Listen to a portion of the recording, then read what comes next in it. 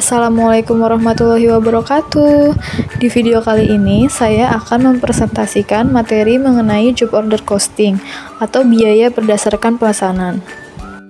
Perkenalkan, saya Rina Mardiani dengan nomor induk mahasiswa 2222100072 dari kelas akuntansi 2022 C1, program studi D3 akuntansi Universitas Pelita Bangsa. Kali ini saya akan membahas materi tentang biaya pesanan, dan contoh perhitungan biaya pesanan. Simak videonya sampai habis ya. Biaya adalah pengorbanan sumber ekonomi yang diukur dalam satuan uang, yang dilakukan oleh suatu pihak untuk mendapatkan keuntungan lebih dari suatu barang atau jasa pada masa mendatang, di mana pihak di sini bisa individu maupun perusahaan.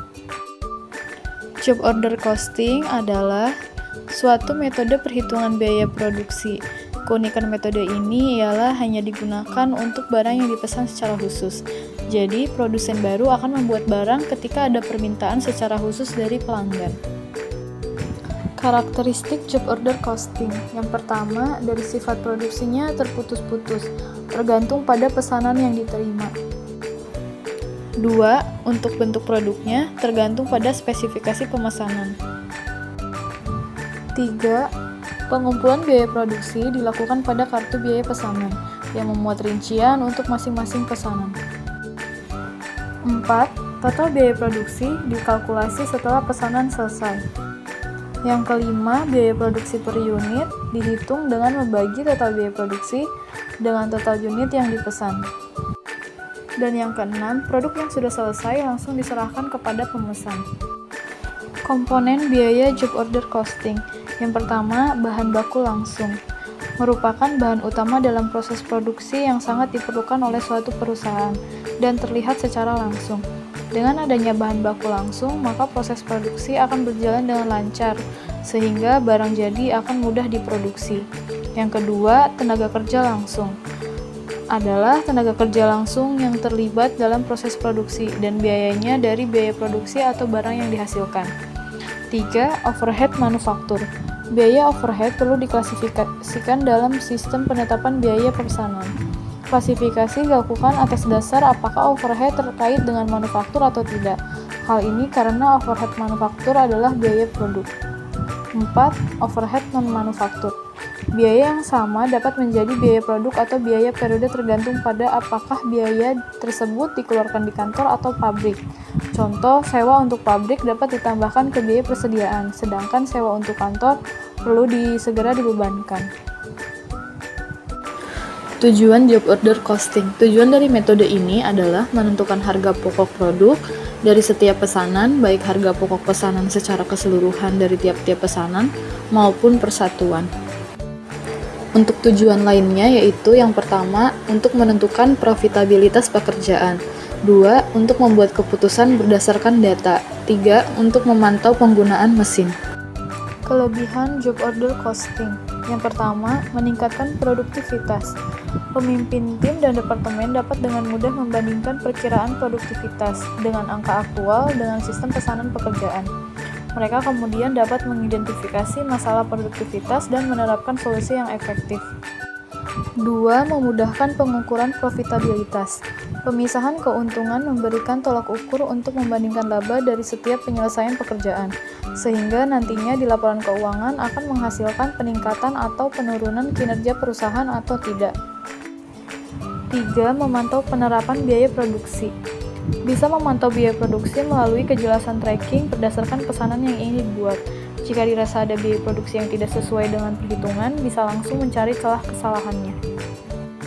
Berikut adalah contoh kartu pesanan. Kartu pesanan merupakan dokumen dasar dalam penentuan biaya pesanan yang mengakumulasikan biaya-biaya untuk setiap pesanan.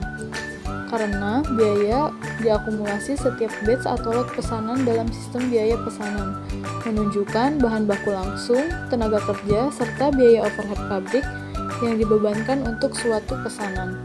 File kartu biaya pesanan yang belum selesai dapat berfungsi sebagai buku besar tambahan untuk persediaan produk dalam proses.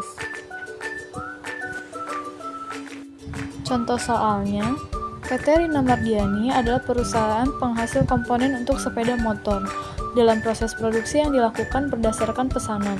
Di bawah ini, data transaksi berikut akan dicatat setiap hari dalam buku harian. Yang pertama, pembelian dan penerimaan bahan.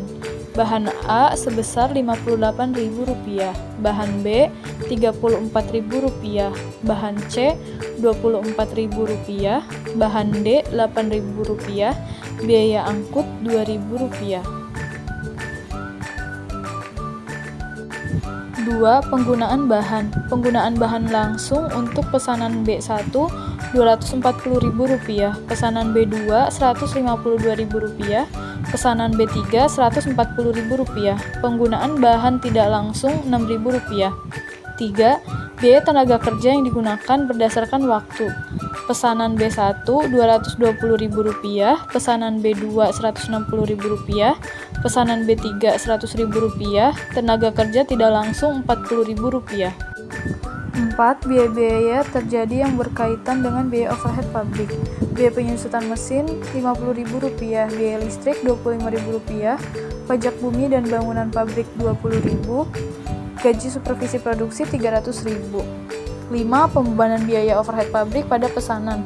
Berdasarkan tarif ditentukan di muka yang dihitung dari biaya tenaga kerja langsung dengan tarif 90%. Untuk yang keenam, ketika pesanan telah selesai dan diserahkan ke pemesan dengan nilai masing-masing, pesanan B1 Rp900.000, pesanan B2 Rp700.000, dan pesanan B3 Rp460.000. Yang diminta, pertama, buatlah jurnal yang diperlukan. 2. Hitunglah biaya dari masing-masing pesanan harga pokok penjualan. 3. Hitunglah selisih pembebanan biaya overhead. Pembelian bahan baku. Untuk total biaya pembelian bahan baku yaitu Rp124.000 dengan biaya angkut sebesar Rp2.000. Maka jurnalnya persediaan bahan baku sebesar Rp126.000, pada utang usaha sebesar Rp124.000 dan K sebesar Rp2.000. Penggunaan bahan baku. Untuk penggunaan bahan baku langsung, total biaya yaitu Rp532.000. Untuk bahan baku tidak langsung, Rp6.000. Jadi jurnalnya, produk dalam proses sebesar Rp53.200, BOP sesungguhnya sebesar Rp6.000 pada persediaan bahan baku Rp538.000. Biaya tenaga kerja. Untuk total biaya tenaga kerja langsung yaitu Rp480.000. Untuk total tenaga kerja tidak langsung Rp40.000. Maka jurnalnya, produk dalam proses Rp480.000, BOP sesungguhnya Rp40.000, pada utang gaji sebesar Rp520.000. Biaya overhead pabrik. Untuk total biaya overhead pabrik yaitu Rp395.000. Jurnalnya, BOP sesungguhnya sebesar Rp395.000 pada biaya penyusutan mesin sebesar Rp50.000, biaya listrik sebesar Rp25.000, pajak bumi dan bangunan pabrik sebesar Rp20.000, gaji supervisi pabrik sebesar Rp300.000. BOP dibebankan. Perhitungan masing-masing pesanan. Pesanan B1 90% dikali Rp220.000, hasilnya Rp198.900. Pesanan B2 90% dikali Rp160.000, hasilnya Rp144.000. Pesanan B3 90% dikali Rp100.000, hasilnya Rp90.000. Jadi total biaya BOP dibebankan yaitu Rp432.900. Untuk jurnalnya, produk dalam proses sebesar Rp432.900, pada BOP dibebankan sebesar Rp432.900. Untuk penjualan, pesanan B1 sebesar Rp900.000, pesanan B2 Rp700.000, pesanan B3 Rp460.000. Jadi total penjualan sebesar Rp2.060.000. Harga pokok penjualan. Untuk perhitungan harga pokok penjualannya berdasarkan masing-masing pesanan. Pesanan B1, bahan langsung Rp240.000, tenaga kerja langsung Rp220.000, BOP dibebankan Rp198.900. Untuk total harga pokok penjualan pesanan B1 sebesar Rp658.900. Pesanan B2, bahan langsung 152.000, tenaga kerja langsung 160.000, BOP dibebankan 144.000. Total harga pokok penjualan pesanan B2 yaitu 456.000. Pesanan B3, bahan langsung sebesar 140.000, tenaga kerja langsung 100.000, BOP dibebankan 90.000. Total harga pokok penjualan dari pesanan B3 yaitu 330.000. Total harga pokok penjualan dari pesanan B1, 2, dan 3 yaitu 1.444.900. Untuk jurnal penjualannya yaitu kas atau piutang usaha sebesar 2.060.000 pada penjualan sebesar 2.060.000. Harga pokok penjualan sebesar 1.444.900 pada produk selesai sebesar 1.444.900. Selisih pembebanan BOP. Selisih pembebanan biaya overhead pabrik sesungguhnya dengan biaya overhead pabrik dibebankan ditutup ke harga pokok penjualan. Biaya overhead pabrik sesungguhnya 441.000. Biaya overhead pabrik dibebankan 432.900. Pembebanan terlalu rendah sebesar 8.100. Maka jurnalnya BOP dibebankan 432.900, harga pokok penjualan 8.100, pada BOP sesungguhnya 441.000. Kekurangan metode job order costing. Yang pertama, membutuhkan banyak dokumen. Sistem job order costing membutuhkan dokumen yang sangat banyak, dan perusahaan harus mempekerjakan banyak staf administrasi untuk menyaring dokumen ini. Dan itu menambah biaya overhead yang coba diminimalkan oleh penetapan biaya pesanan. Yang kedua, biaya overhead berdasarkan estimasi. Salah satu kelemahan utama dari penetapan biaya pesanan adalah bahwa biaya overhead didasarkan pada perkiraan. Pada awal pekerjaan, biaya overhead tidak diketahui secara akurat. Oleh karena itu, sistem ini bergantung pada pengalaman dan keahlian para profesional tertentu dan pada data empiris. Tak satu pun dari ini adalah ukuran yang dapat diandalkan. Overhead masa lalu tidak dapat dianggap sebagai ukuran overhead masa depan karena harga terus berubah. Yang ketiga, kesulitan melakukan pengukuran. Penetapan job order costing adalah konsep yang sangat kuat dan teori, namun dalam praktiknya sangat rumit untuk diterapkan. Kesulitan-kesulitan ini berlipat ganda jika organisasi bekerja di banyak lokasi dan melakukan berbagai macam pekerjaan. Dalam praktiknya menjadi sulit untuk mengukur biaya yang terkait dengan pekerjaan tertentu. 4. Konflik dalam organisasi. Penetapan job order costing mengalokasikan overhead berdasarkan basis alokasi. Basis alokasi ini kemudian mengarah ke tingkat alokasi yang menghasilkan biaya overhead yang dialokasikan untuk pekerjaan yang berbeda.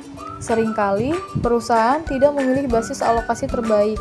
Manajer yang agak kuat secara politis dalam organisasi memilih basis alokasi sedemikian rupa sehingga sesuai dengan departemen mereka. Karena penetapan biaya yang salah, ada konflik dan ketidakpuasan yang meluas di antara departemen lain yang akhirnya dibebankan. Untuk kesimpulannya, dalam metode job order costing atau biaya berdasarkan pesanan, biaya produksi diakumulasi untuk setiap pesanan yang terpisah. Dengan menerapkan metode job order costing, manajemen perusahaan dapat mengetahui besarnya harga pokok pesanan.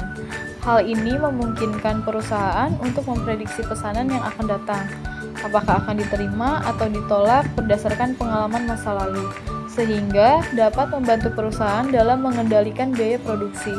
Dengan memantau biaya untuk setiap pesanan, perusahaan dapat mengambil tindakan korektif jika ada perbedaan antara biaya aktual dan perkiraan. Nah, itulah presentasi saya mengenai job order costing. Mohon maaf apabila ada kesalahan. Terima kasih telah menonton. Bye-bye.